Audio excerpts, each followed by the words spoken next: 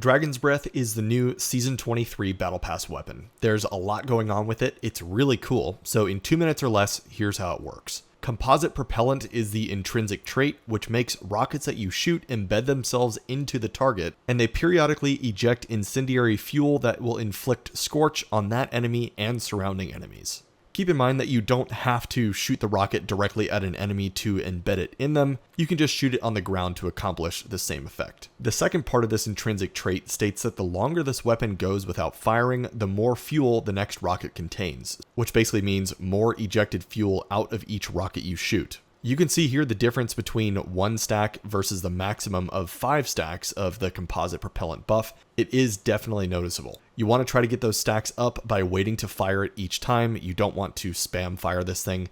Waiting for ×5 will make each rocket's fuel ejection a lot more potent. High Octane is another perk that will refill part of the fuel stacks when getting ignitions, and will also reload the magazine if you're able to get to the max 5 stacks. This is best utilized when a lot of lower tier enemies are nearby, so you can get more ignitions to proc. Getting enough ignitions to max out the fuel to get a reload is not easy to do, but you can see an example of it right here. I shot the rocket, swapped weapons, waited for some ignitions to take place, then swapped back and it was already reloaded. And what's cool here is everything that this rocket can do still works when it's stowed. And lastly, I don't have the catalyst yet since the season just dropped, but it's going to make Dragon's Breath even more powerful by making your fuel stacks refill faster. And it will also allow for enemies killed by this weapon to drop fire sprites. So a lot of solar synergy here. I do think the catalyst is going to make it a lot more appealing to try to get those max stack ignition reloads. All in all, this is a very awesome weapon for the sandbox. I'm excited to test it out in different content. I really hope this was helpful to you all. More videos on the way,